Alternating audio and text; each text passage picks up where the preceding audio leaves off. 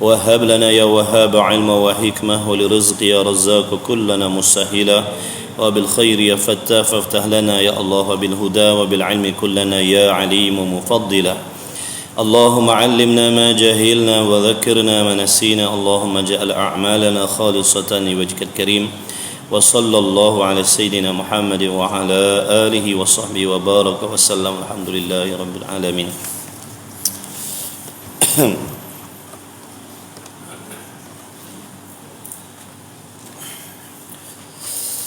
Amma ba'du, assalamualaikum warahmatullahi wabarakatuh. Hadirin hadirat yang dikasihi, yang dimuliakan oleh Allah Subhanahu wa taala. Bersyukur kita ke hadrat Allah yang masih lagi memberikan kepada kita kesempatan pada pagi ini, setelah kita ditidurkan oleh Allah, kita dibangkitkan kembali oleh Allah daripada tidur tidak lain dan tidak bukan supaya kita mendekatkan diri dengan Allah Subhanahu wa taala, memperbaiki dan memperbetulkan ibadah kita, bertaubat daripada segala dosa dan kesalahan kita. Alhamdulillah diberi taufik oleh Allah, digerakkan hati kita serta anggota kita dapat kita melaksanakan perkara yang dituntut oleh Allah Subhanahu wa taala. Mudah-mudahan kita semua tergolong di dalam golongan hamba-Nya yang bersyukur. Mudah-mudahan nikmat taufik ini dipanjangkan oleh Allah di dalam kehidupan kita sehari-hari, agar dapat kita melaksanakan segala yang disuruh oleh Allah dan menjauhkan segala perkara yang dilarang oleh Allah zahir dan batin. Alhamdulillah, insya-Allah seperti yang telah maklum, insya-Allah pagi ini sambungan kitab tauhid kita, Risalah Al-Misbahul Munir. Tajuk apa? So apa? Ada yang pakai rumi tak? Tak ada. Sifat maknawiyah. Yang 15, sifat maknawiyah, huraian sifat yang ke 15. Dah habis hari itu kan? Baru nak masuk sifat maknawiyah, kaunuhu qadiran.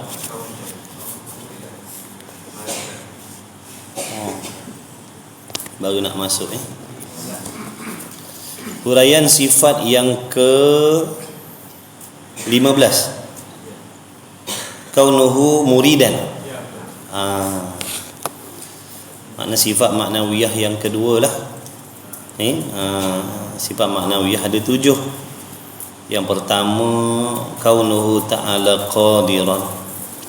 Baik, sebelum kita meneruskan tajuk kita hari ini, saya ulang baliklah secara ringkas apakah yang dikehendaki dengan sifat maknawiyah tu. Seperti mana di dalam huraian sifat yang ke-14 dulu, qala al-musannifu rahimahullahu ta'ala wa nafa'ana wa iyyakum bi'ulumihi wa bi'ulumi masyayikhina amin ya rabbal alamin fid daraini amin ya rabbal alamin. Baik, huraian yang ke-14 dulu kata musannif kaunuhu qadiran,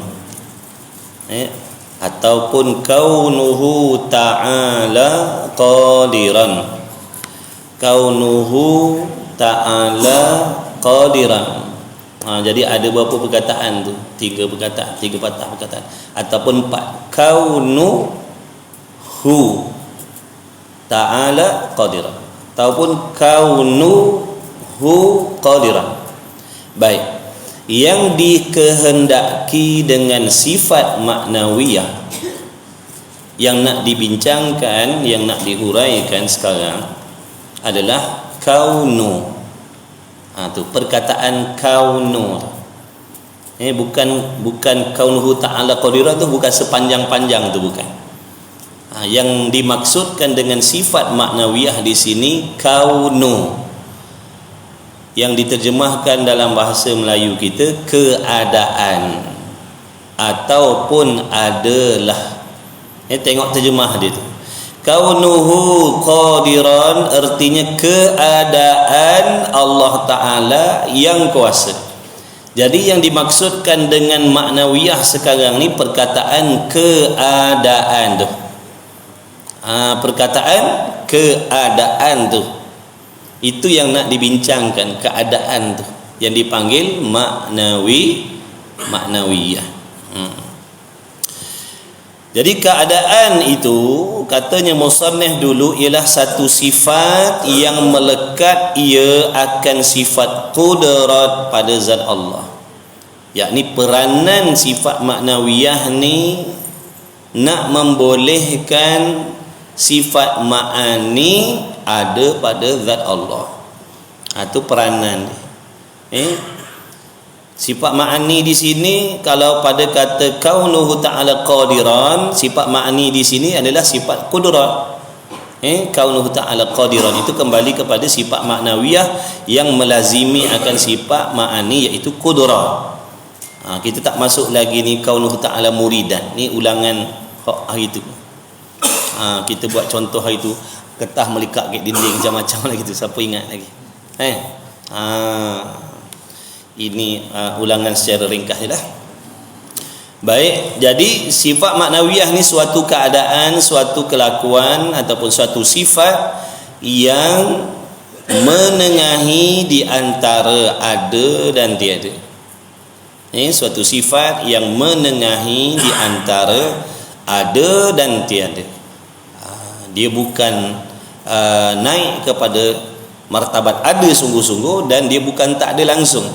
Alasan ni pun hari itu kita dah huraikan dah. Baik. Kemudian sifat maknawiyah ni adalah suatu sifat yang melazimi akan sifat ma'ani. Dia tak boleh berpisah, dia tak boleh berasing. Ada ma'ani menunjukkan adalah maknawiyah. Apabila ada sifat ma'ani, mesti ada sifat maknawiyah, kerana maknawiyah itulah suatu sifat yang peranannya nak membolehkan adanya ma'ani pada zat Allah Subhanahu wa taala. Baik, okey. Faham dah situ insya-Allah. Kalau tak faham pun tak ada masalah, ngaji lagi lah. Ngaji selalu. Kena ngaji banyak kali. Kena ngaji ulang-ulang. Ilmu tauhid ni nak kena ngaji selalu. Dia tak sama seperti ilmu lain. Ilmu tauhid ni ilmu yang kita nak kena banyak mengaji, nak kena selalu dengar, kemudian kena bersungguh. Sepatutnya setiap istilah-istilah yang kita dengar mesti kita kena ambil tahu, kena pastikan, kena fahamkan, baru kita boleh memahami masalah-masalah yang seterusnya. Kadang-kadang berlaku kerumitan di dalam belajar tauhid ni sebab cara kita belajar tu tak betul. Tak istiqamah, kadang datang, kadang tak datang. Ada bab-bab yang penting yang kita tertinggal. Maknanya kalau kita belajar macam belajar ilmu hisab, matematik, maknanya ada formula-formula, sifir-sifir yang kita tertinggal. Jadi bila banyak formula, banyak sifir yang kita tertinggal, jadi masalah untuk kita hadapi pelajaran yang lagi akan datang. Itu yang kita jadi macam blur tu. Sebab banyak benda penting yang kita tertinggal. Sebenarnya cara belajar tu. Jadi saya kongsikan teknik belajar sifat 20 ni, dia kena istiqamah tuan-tuan. Dia kena ada kitab, dia kena ada istiqamah, dia kena buat catatan. Boleh jadi ada yang jawab, takkan saya nak kena mengaji sungguh-sungguh sifat 20 ni. Saya bukan duduk di pondok, saya bukan duduk di madrasah, saya bukan nak ambil peperiksaan. Kenapa kita belajar?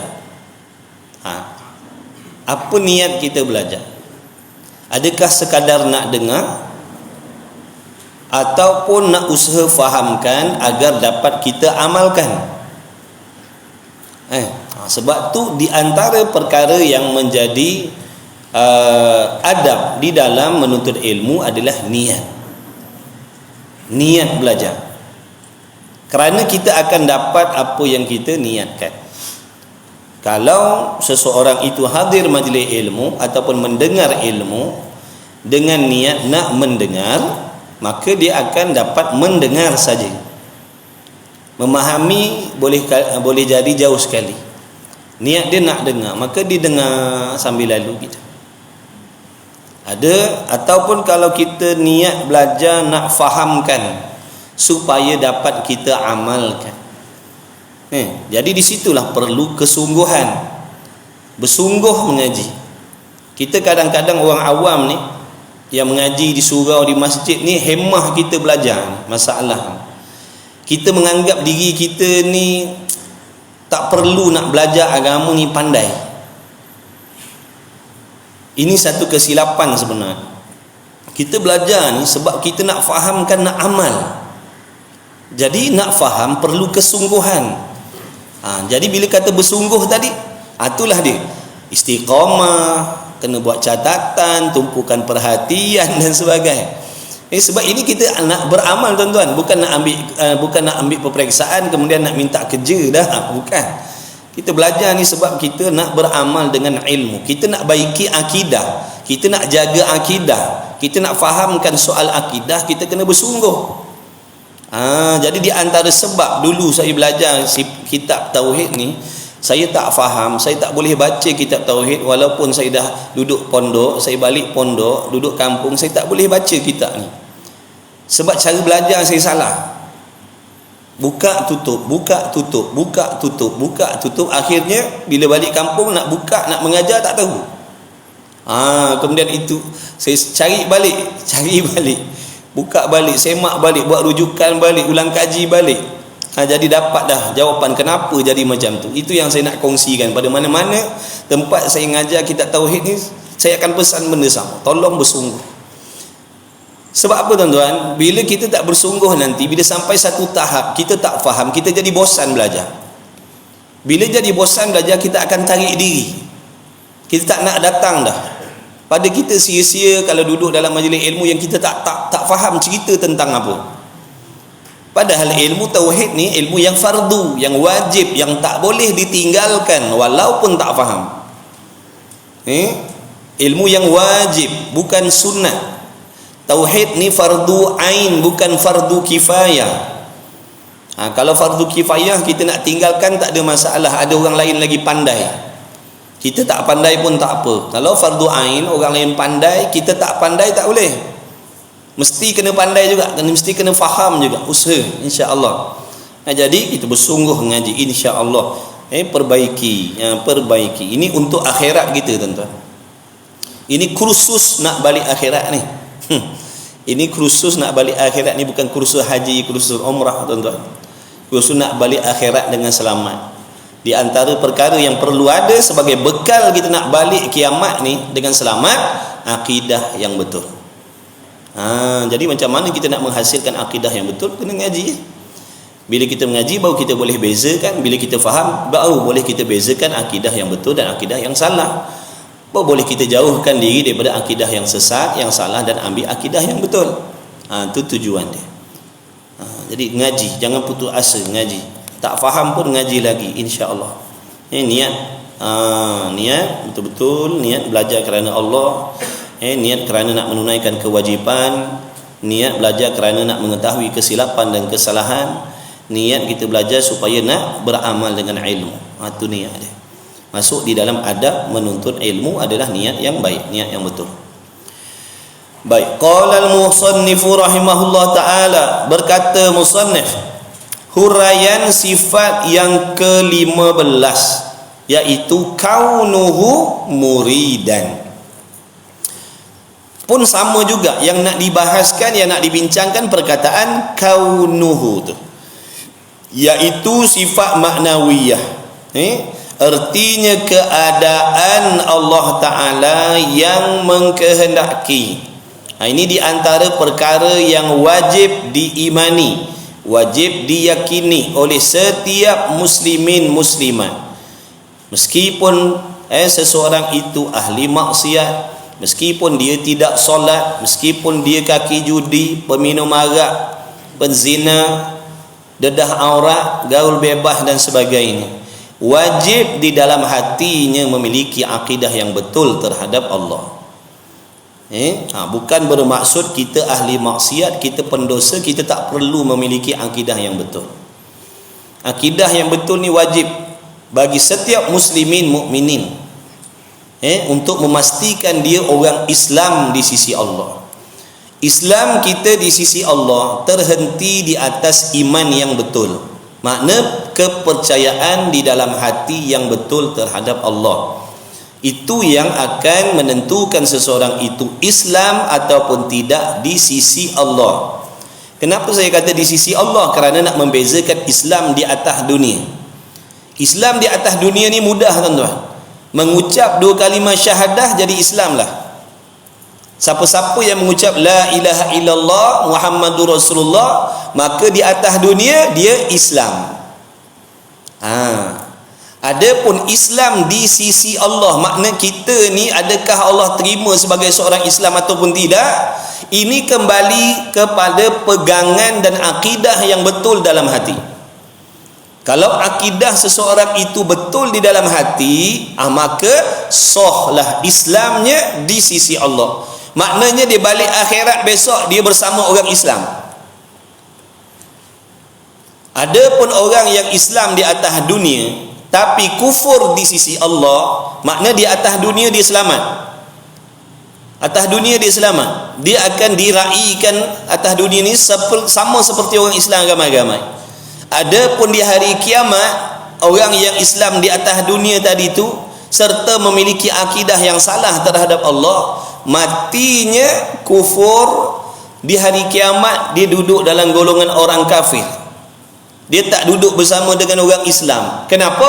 Islamnya hanya sah di sisi manusia, tidak sah di sisi Allah.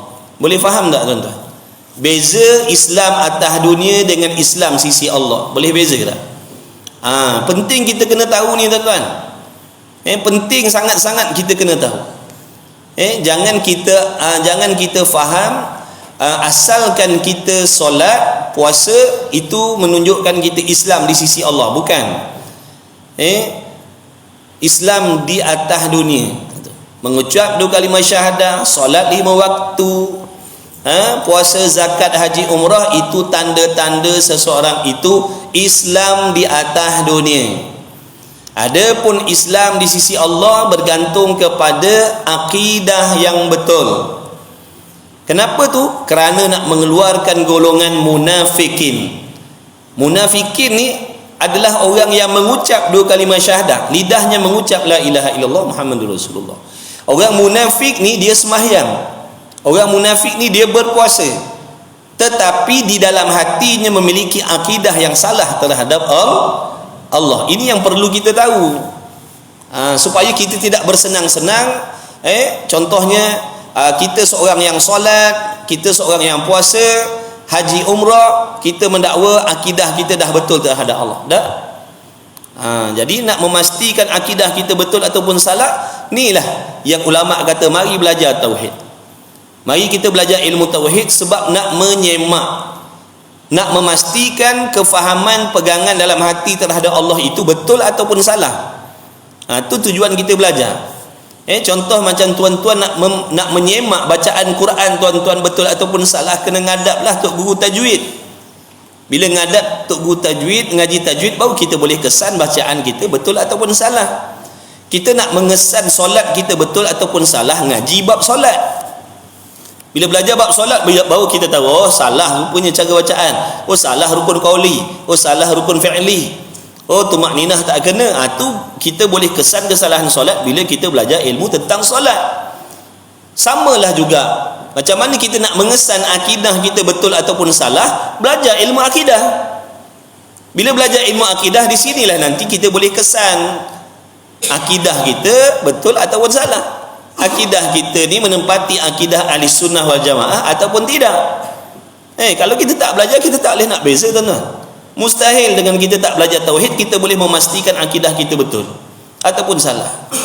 Sebab tu hukum di sisi kita ahli sunnah wal jamaah, ijma' Belajar ilmu tauhid ni hukumnya wajib, mesti fardu ain, bukan sunat. Bukan belajar pun tak apa, tak belajar pun tak apa, bukan. Belajar dapat pahala, kalau tak belajar tak berdosa, bukan. Ini bukan fardu kifayah, ini fardu ain. Belajar dapat pahala, tak belajar dosa. Dah tu nak kena belajar sampai bila ni? Sampai mati. Sampai mati kena ngaji. Baik, jadi wajib pada syarak pula, kata musannif, atas tiap-tiap mukallaf mengetahui, wajib kena tahu, serta mengaku di dalam hatinya. Mengaku ni di sini dengan makna membenarkan, menyungguhkan, yakin, sepenuh hati maksudnya, dengan tentu sungguh keadaan Allah Ta'ala yang mengkehendaki. Maknanya wajib kita beriman, yakin, jangan syak, jangan ragu-ragu, jangan berbolak-balik hati kita, bahawa sesungguhnya Allah Ta'ala itu Tuhan yang mengkehendaki, ataupun Tuhan yang maha menentukan sesuatu. Mengkehendaki itu dengan makna menentukan. Kaunuhu ta'ala muridan dengan makna yang menentukan. Kenapa Allah Ta'ala itu dipanggil muridan? Kerana ada pada zatnya sifat iradat. Sifat iradat kita dah belajar dulu, selepas kudrat, iradat. Iradat ni sifat yang wajib ada pada zat Allah, yang mana ertinya sifat penentu ataupun sifat pekehendak, peranan, tugasan ataupun ta'alluq. Sifat iradat ni apa tugas dia? Apa peranan sifat iradat? Peranan sifat iradat ni menentukan sesuatu perkara yang mungkin, menentukan perkara yang harus.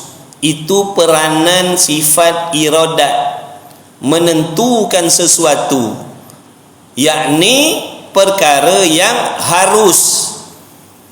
Ingat sifat iradat, tugas dia, peranan dia, ataupun dipanggil ta'alluqnya, menentukan perkara yang harus pada akal. Apa dia perkara yang harus pada akal?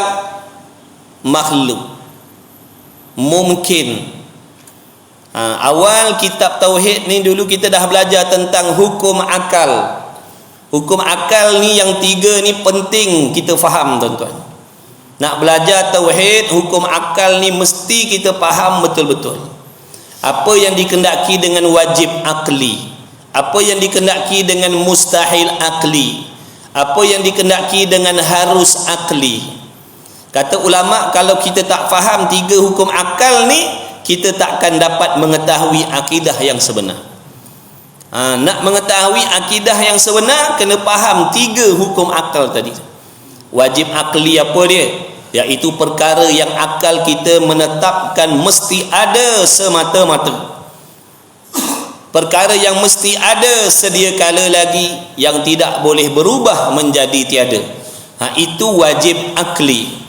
Contohnya zat Allah, adanya Allah, kuasanya Allah, mengetahuinya Allah. Ini semua perkara yang wajib akli. Akal kita menghukumkan mesti Allah Ta'ala ada, mesti Allah Ta'ala sedia kala, mesti Tuhan tu sedia kala, mesti Tuhan tu kekal selama-lamanya tidak binasa, mesti Tuhan itu tidak serupa dengan segala sesuatu. Itu contoh perkara yang wajib akli.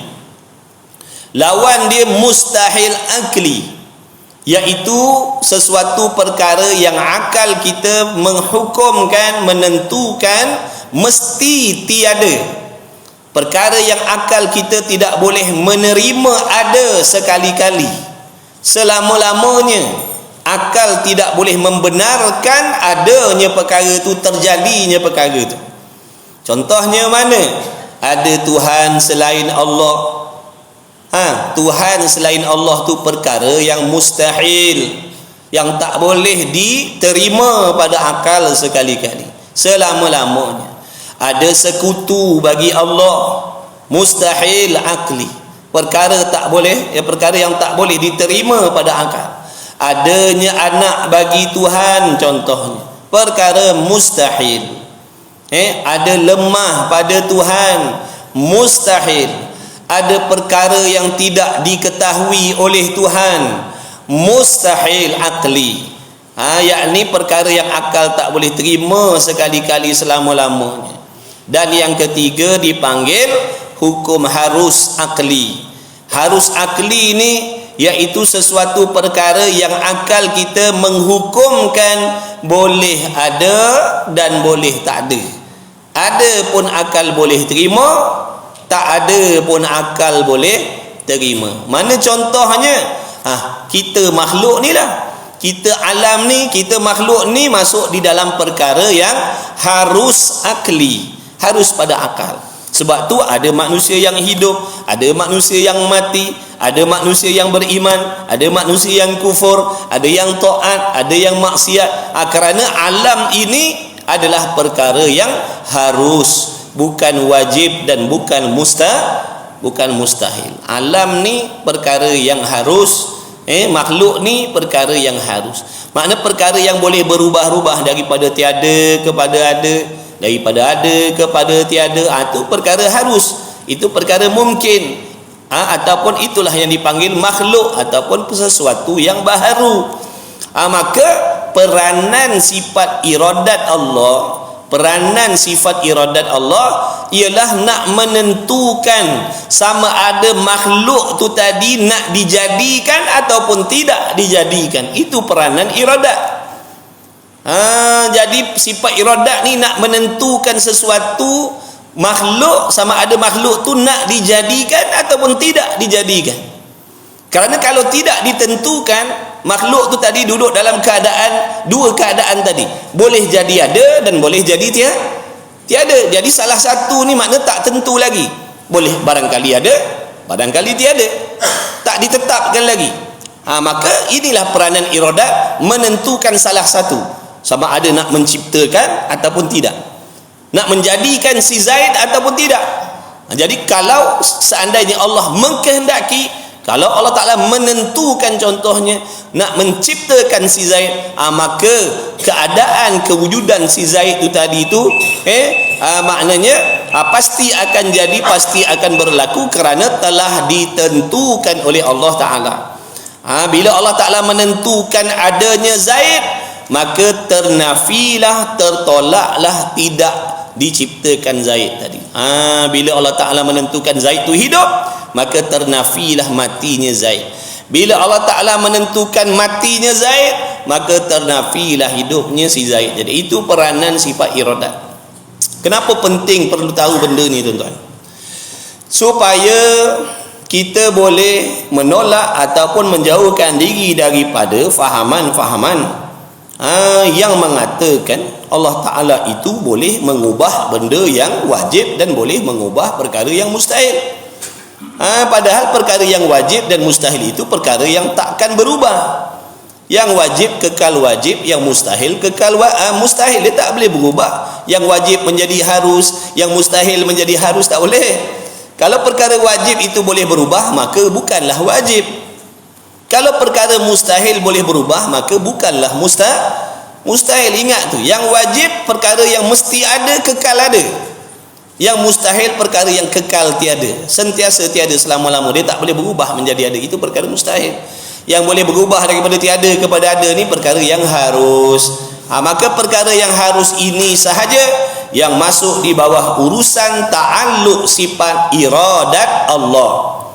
Jadi jangan kita kata Allah yang menentukan dia ada, Allah yang menentukan dia sedia kala, Allah yang menentukan dia kuasa. Tak bolehlah kata begitu. Kerana ada Allah, sedia kala Allah, kuasanya Allah, itu perkara wajib, bukan perkara mustahil. Kita nak kata Allah yang menentukan dia wujud, Allah yang menentukan dia kekal, Allah yang menghendaki dia dia tidak berbilang-bilang, dia yang menentukan, Allah yang menentukan Allah Ta'ala itu melihat, mendengar. Dah, Kerana sifat pelihat pendengar Allah tu perkara yang wajib, bukan perkara yang wujud kerana ditentukan oleh Allah. Begitulah juga perkara yang mustahil. Tiadanya perkara mustahil, tiadanya sekutu bagi Allah bukan dengan sebab Allah tidak menentukan. Tidak ada Tuhan selain Allah. Kenapa? Kerana memang dirinya mustahil, bukan kerana tidak ditentukan oleh Allah. Contohnya, kalau anak seseorang manusia itu tak ada,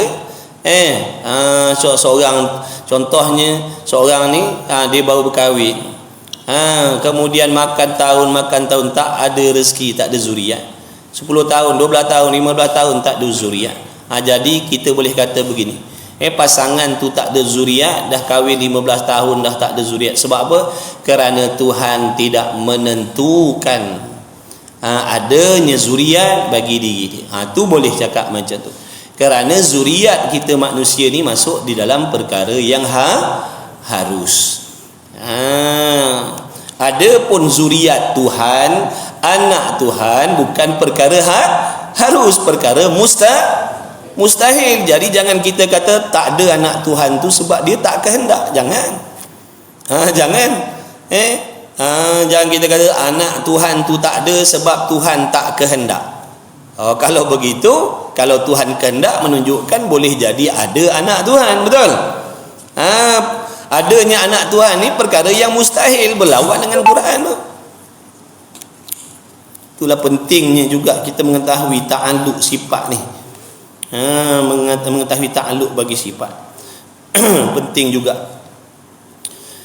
Baik, jadi wajib pada syarak pula atas tiap-tiap mukallaf mengetahui serta mengaku dalam hatinya dengan tentu sungguh keadaan Allah Ta'ala yang mengkehendaki, dan tentu tidak keadaannya Allah Ta'ala yang tergagah ataupun lalai ataupun lupa ataupun ilat ataupun tabiat. Itu 5 tu adalah sifat yang lawan bagi iradat, yang mustahil bagi Allah Ta'ala. Sifat lalai, sifat lupa, ataupun membuat sesuatu dikarenakan oleh sesuatu, ataupun terjadinya sesuatu tu kerana tabiat sesuatu perkara tu, itu semua mustahil. Allah Ta'ala menjadikan makhluk ni bukan dengan sebab tabiat dia sebagai Tuhan, bukan dengan sebab dia leka, dia lupa, dia lalai ataupun dia terpaksa. Ini semua sifat yang mustahil bagi Allah. Jangan sekali-kali meletakkan salah satu sifat ni pada Allah, jangan. Lalai, lupa, leka tu semua tu lawan bagi iradat. Iradat tu wajib bagi Allah. Sifat yang mesti ada pada Allah iaitu sifat iradat, sifat penentu, sifat mengkehendaki tu, mengkehendaki menentukan sesuatu, itu wajib bagi Allah. Jadi lawan bagi iradat, lawan bagi kehendak ni, apa dia? Ada 5. Lalai, lupa, leka, tabiat ataupun ilat. Jadi 5 ni lawan bagi iradat, iaitu mustahil bagi Allah Ta'ala. Jangan kita kata, contohnya atas dunia ni ada yang lapar, ada yang kebuluran kerana Tuhan lalai. Na'udzubillah. Merosakkan akidah. Kenapa merosakkan akidah? Kerana meletakkan sifat kekurangan pada zat Allah yang maha sempurna. Jadi jangan diletakkan sebarang jenis sifat kekurangan pada Allah. Jangan diletakkan sebarang jenis sifat kelemahan pada Allah Ta'ala. Lalai, lupa, leka, terpaksa, itu semua sifat kekurangan yang mustahil bagi Allah Ta'ala. Akidah kita ahli sunnah wal jamaah, berlakunya perkara baik ataupun tidak baik, beriman ataupun kufur, taat ataupun maksiat, berlaku perbuatan yang disengajakan ataupun berlakunya perbuatan yang tidak disengajakan, contoh macam terjatuh, terhantuk, tu tak sengaja tu. Semuanya itu dengan ketentuan Itu akidah kita ahli sunnah. Bukan ada benda yang berlaku tanpa Tuhan kehendak. Tuhan tak kehendak tapi jadi juga. Itu bukan akidah kita. Itu bukan akidah ahli sunnah. Akidah kita ahli sunnah, benda baik, benda tak baik, taat, maksiat, perbuatan yang disengajakan, perbuatan yang tidak disengajakan, semuanya itu berlaku dengan kehendak Allah. Jalan-jalan jatuh lubang, terjatuh dalam longkang, tu kemalangan dan sebagainya, itu dengan kehendak Allah, bukan berlaku dengan sendiri tanpa Tuhan kehendak. Mustahil. Akal kita tidak boleh menerima adanya sesuatu perkara yang terjadi dengan tidak dikehendaki oleh Allah. Bahkan apa sahaja yang berlaku, baik ataupun buruk, seronok ataupun tidak, semuanya itu dengan kehendak Allah. Allah lah yang telah menentukan perkara itu akan berlaku, akan jadi pada masa-masa yang dikehendaki oleh Allah. Itu akidah kita ahli sunnah wal jamaah.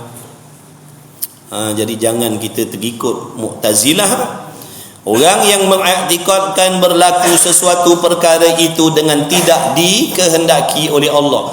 Contohnya dia mengiktikadkan berlakunya benda yang tak elok, berlakunya kemalangan, itu bukan dengan kehendak Allah. Dia jadi dengan sendiri tanpa Tuhan kehendak. Mustahil lah. Ada, maksudnya menunjukkan ada benda yang tidak ataupun luar daripada pentadbiran Allah. Kalau begitu menunjukkan ada perkara yang berlaku luar daripada pentadbiran Allah. Kalau dikatakan benda yang tak baik itu, benda yang tak elok itu berlaku bukan dengan kehendak Allah, Tuhan tak kehendak tapi jadi juga benda itu, maknanya tidak semua benda ditadbir oleh Allah. Sesuai tak nak panggil Tuhan sekalian alam? Kalau ada benda yang duduk di bawah pentadbiran dia, ada benda yang luar daripada pentadbiran dia, tak layaklah nak dipanggil Rabbul Alamin, Tuhan sekalian alam. Jadi Allah tu Rabbul Alamin, Tuhan sekalian alam, empunya sekalian alam, pemilik sekalian alam, pentadbir sekalian alam. Bukan pentadbir sebahagian alam, bukan. Pentadbir sekalian alam. Bahkan apa yang berlaku, yang tergerak dalam hati dan fikiran kita ni pun duduk di dalam kehendak Allah Ta'ala. Ngaji tauhid baru tahu. Kalau tak ngaji kita tak tahu. Biarlah tak ngaji kita tak tahu.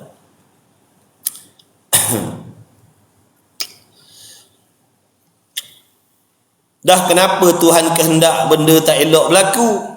Adalah hikmah dia. Adalah hikmah dia, nak membuka peluang kepada kita supaya beribadat. Dunia ni bukankah tempat ibadat? Dunia ni tidak dijadikan jin dan manusia, melainkan supaya kita ni beribadat kepada Allah. Ibadat ni ada macam-macam jenis ibadat, bukan sahaja sembahyang, bukan sahaja puasa, zakat, haji, umrah. Sabar ibadat, sangka baik dengan Allah ibadat. Apa lagi? Redha dengan qada qadar Allah ibadat.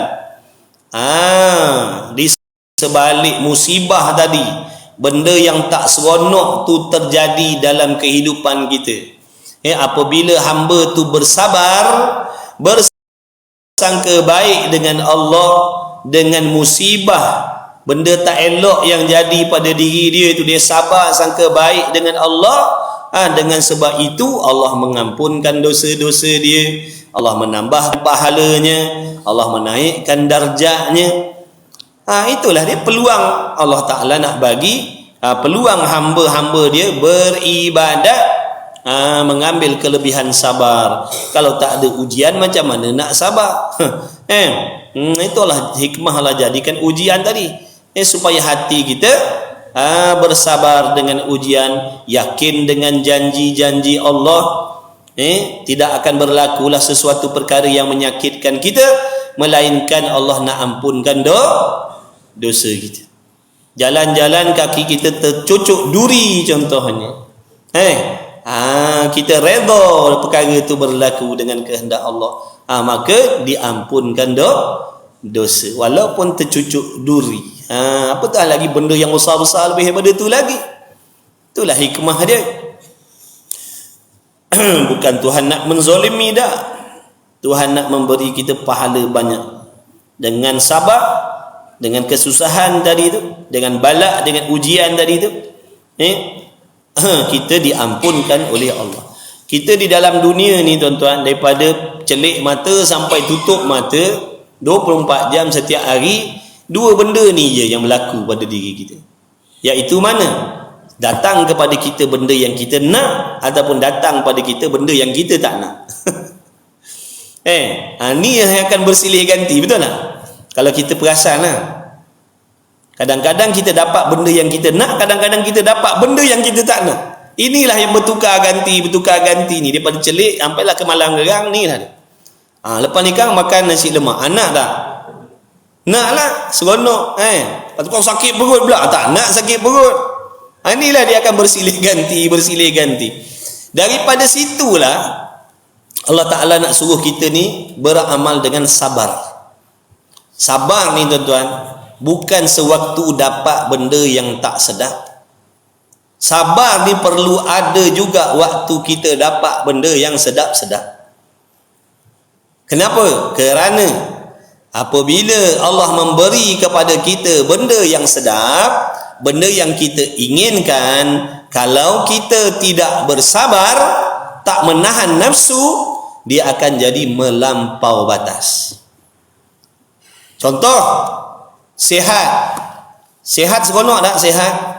Seronok. Tapi kalau kita tak sabar dengan nikmat sihat ni, kita akan gunakan sihat ni untuk buat maksiat. Betul ke tidak? Kita ingatkan sabar ni bila dapat benda susah aja. Dah dapat benda senang pun kena sabar. Duit banyak, kalau tak sabar dengan duit banyak, dia akan berjudi, dia akan membazir, dia akan boros. Sebab tu sifat sabar ni perlu ada dalam diri kita setiap kelakuan. Sebab dalam kitab Penawar Bagi Hati, sabar ni sampai mati. Sebab apa? Sebab kelakuan ni tadi bersilih ganti. Dapat benda sedap, dapat benda tak sedap. Jadi dua-dua ni kena sabar. Bila dapat benda nikmat, nak kena sabar supaya kita tidak melampau batas. Bila dapat benda susah pun kena sabar, kerana dengan sabar terhadap benda yang menyusahkan kita ini, pahala daripada Allah menggugurkan dosa. Tidak dapat kelakuan ni, sabar dalam dua keadaan ni, melainkan pada orang yang memiliki iman yang sempurna, orang mukmin. Bila dia dapat nikmat, makna dapat benda seronok-seronok, dia tak melampau batas, dia bersyukur dengan nikmat tu, dia gunakan nikmat tu kepada perkara yang diredai oleh Allah. Kemudian dengan sebab itu dia mendapat redha daripada Allah. Kerana apa? Bersyukur dengan nikmat sihat.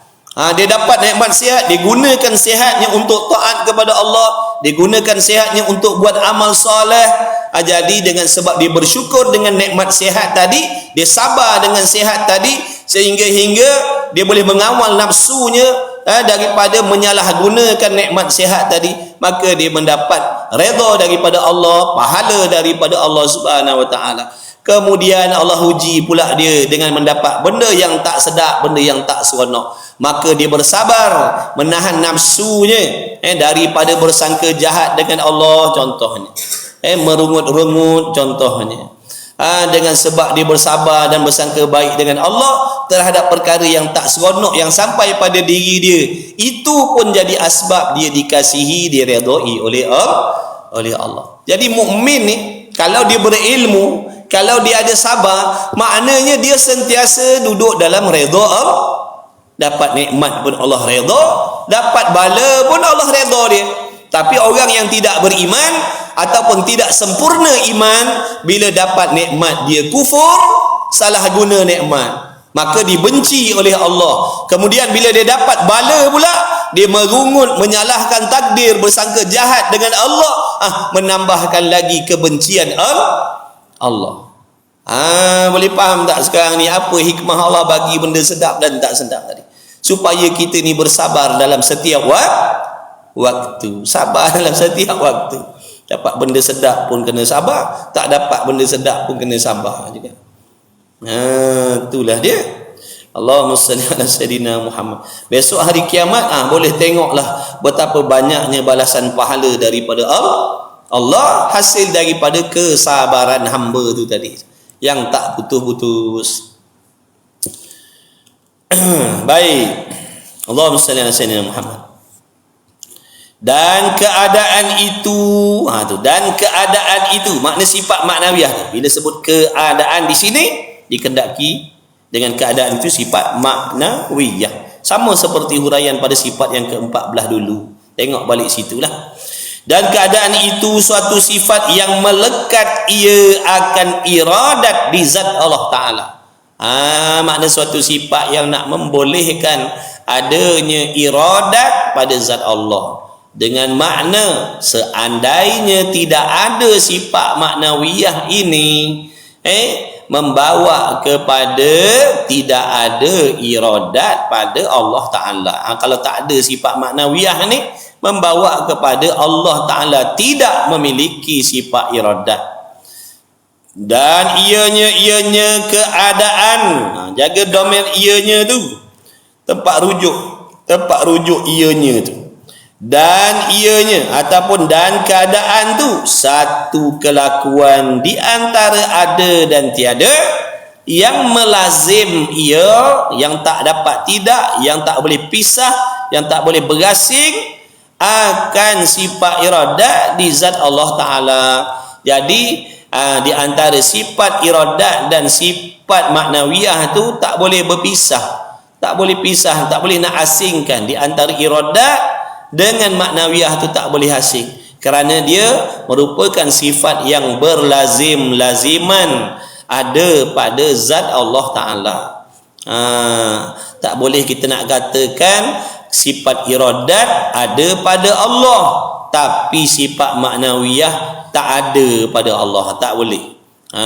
Ada iradat menunjukkan adalah maknawiyah.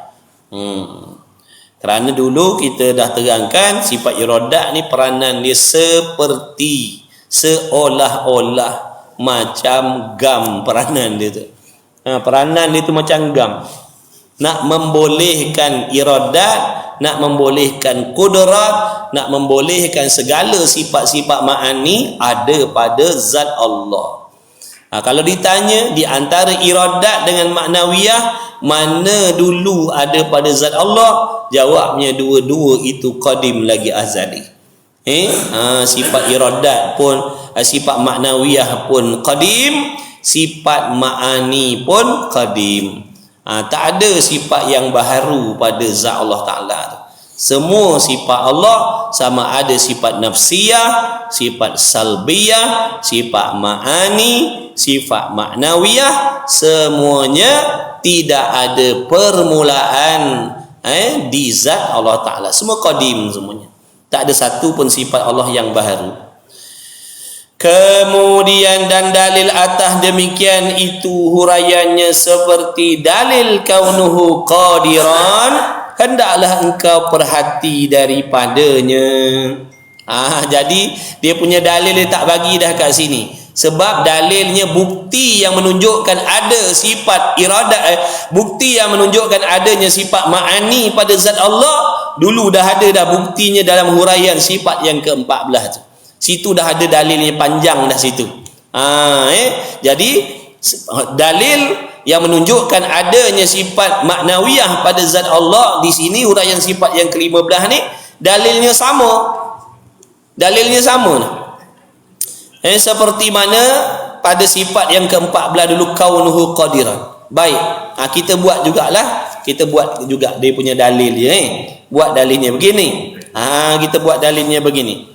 Dan dalil atas demikian itu, kita ambil copy paste ayat sebelah. Tengok dalil pada sifat yang ke-14 tu, kita ambil ayat tu balik, cuma ubah perkataan kudrat kepada iradat je. Dan dalil atas demikian itu, maksudnya bukti yang menunjukkan di atas adanya sifat maknawiyah pada zat Allah, buktinya kita fikir dan tilik kepada makhluk ini.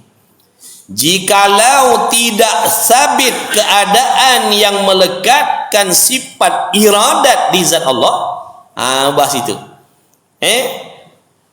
Jikalau tidak sabit, maknanya jikalau tidak sungguh keadaan yang melekatkan sifat iradat di zat Allah Ta'ala, tu perkataan kudrat tu ubah kepada iradat. Boleh faham tak? Boleh tak? Boleh? Tak boleh? Ambil ayat yang kat sebelah tu. Ambil ayat pada dalil sifat yang ke-14 tu. Sebab sekarang ni kaunuhu ta'ala muridan, maknanya kembali kepada sifat iradat. Yang dulu kaunuhu ta'ala qadiran, itu kembali kepada sifat kudrat. Sekarang bukan nak cerita pasal kudrat dah, ni nak cerita pasal iradat je. Cuma nak ambil dalil tadi tu, dalilnya sama, cuma ubah ayat dah. Jadi jikalau tidak sabit, makna kalau tidak ada sungguh-sungguh keadaan yang melekatkan sifat iradat di zat Allah Ta'ala, nescaya tidak adalah sifat iradat pada Allah. Jadi kalau tak ada maknawiyah, membawa kepada tidak adalah iradat pada Allah. Boleh tak akal kita nak terima Allah tidak ada iradat? Oh, akal tak boleh terima. Akal tak boleh terima kerana iradat itu sifat yang wajib bagi Allah. Wajib bagi Allah. Kalau Allah tak ada iradat, dengan makna kalau Allah tidak mengkehendaki, boleh tak adanya alam ini? Boleh tak wujudnya kita ini kalau Tuhan itu tidak mengkehendaki wujudnya kita? Jawabnya takkan wujud kita, takkan adanya alam ini kalau Tuhan tidak mengkehendaki. Jadi di sini terang nyata jelas dah, adanya alam ini, adanya kita ni, kewujudan kita ni menjadi bukti bahawasanya Allah Ta'ala itu adalah Tuhan yang memiliki sifat iradat. Adanya kita ni dalil Allah ada iradat, adanya kita ni dalil Allah ada qudrat, adanya kita ni dalil adanya ilmu pada Allah. Jadi kita ni sebenarnya, tuan-tuan puan-puan hadirin hadirat, alam ini adalah merupakan dalil, yakni bukti yang menunjukkan tentang kesempurnaan sifat-sifat Allah tu, bukan atas kuasa Allah je. Jangan kita kata adanya makhluk inilah bukti Allah kuasa. Betul, tapi bukan dalil yang menunjukkan atas Allah Ta'ala tu kuasa saja. Dalil yang menunjukkan bahawa Allah itu memiliki segala sifat kesempurnaan.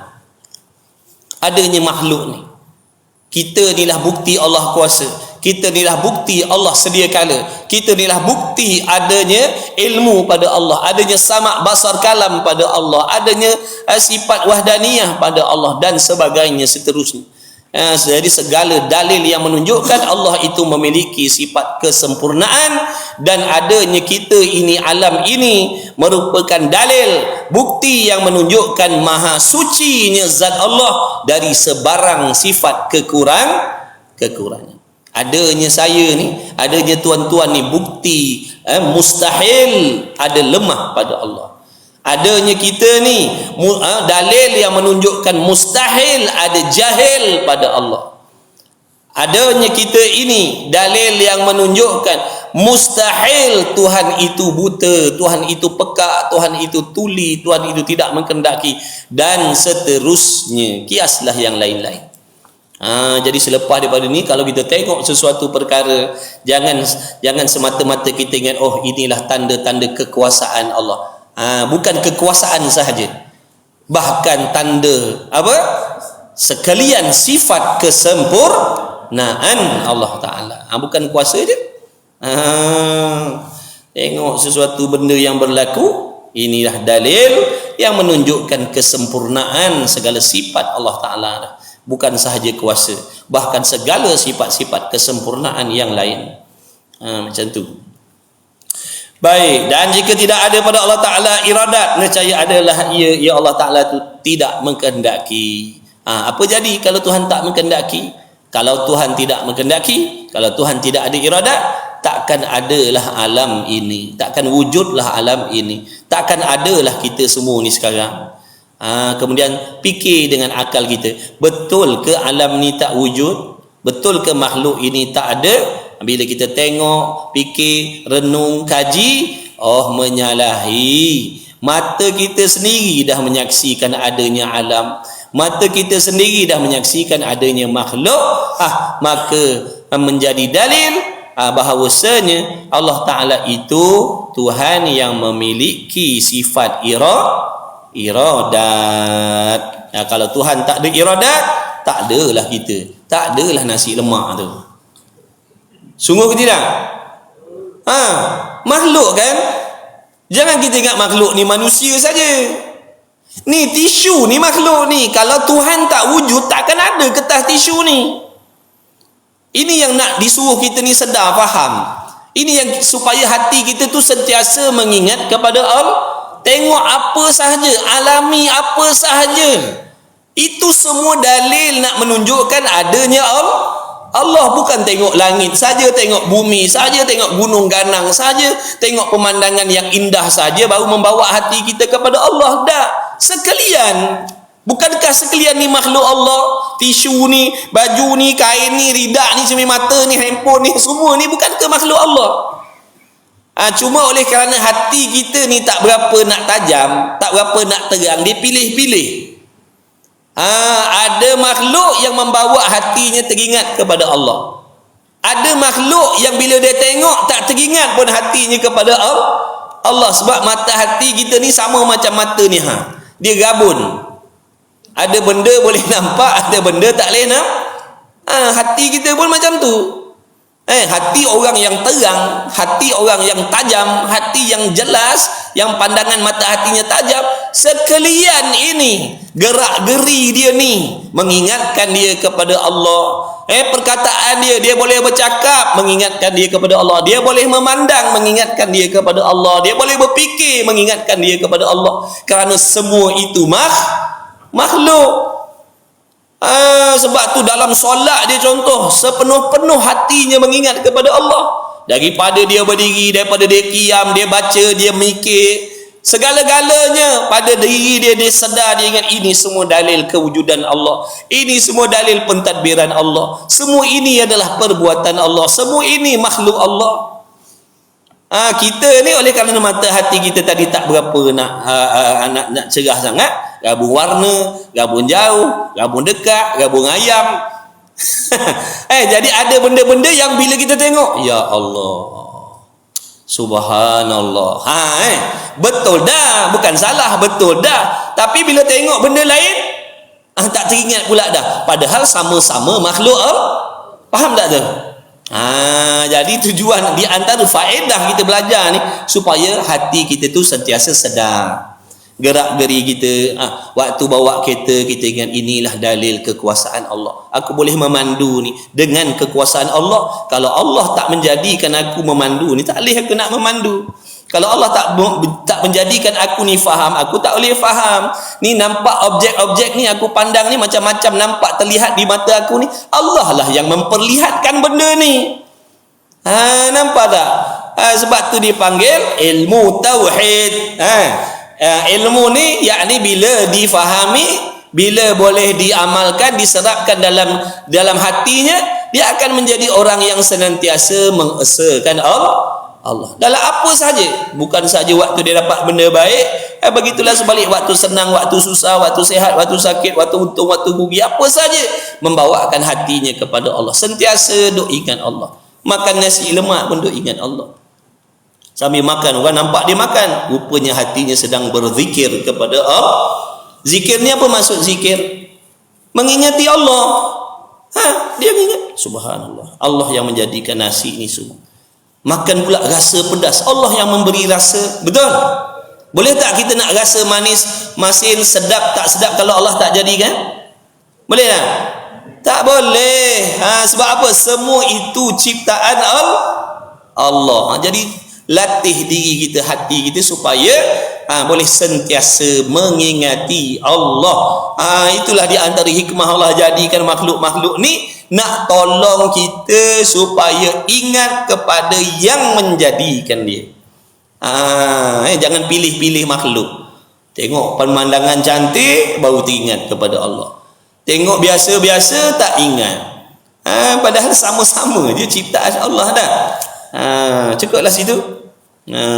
Cukuplah. Dan dalil atas demikian itu huraiannya seperti dalil kaunuhu qadiran, hendaklah kau perhati daripadanya.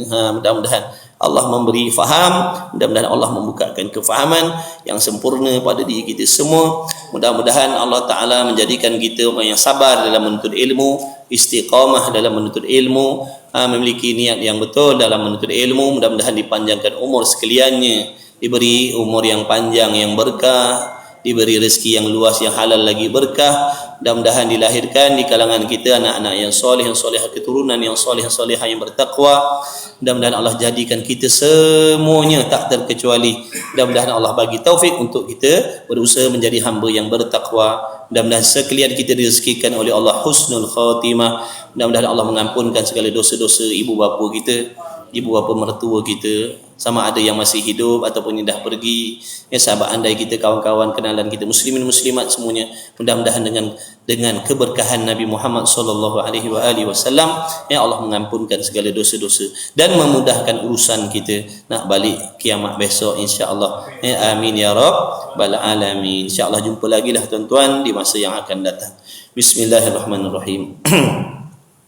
Alhamdulillahirabbil alamin wassalatu wassalamu ala rasulillah. Allahumma rabbana anfa'na bima 'allamtana. Rabbana 'allimna alladhi ma yanfa'una. Rabbana faqih ahlana wa qarabati lana fi dinina ma ahli qutri untha wa dhakar.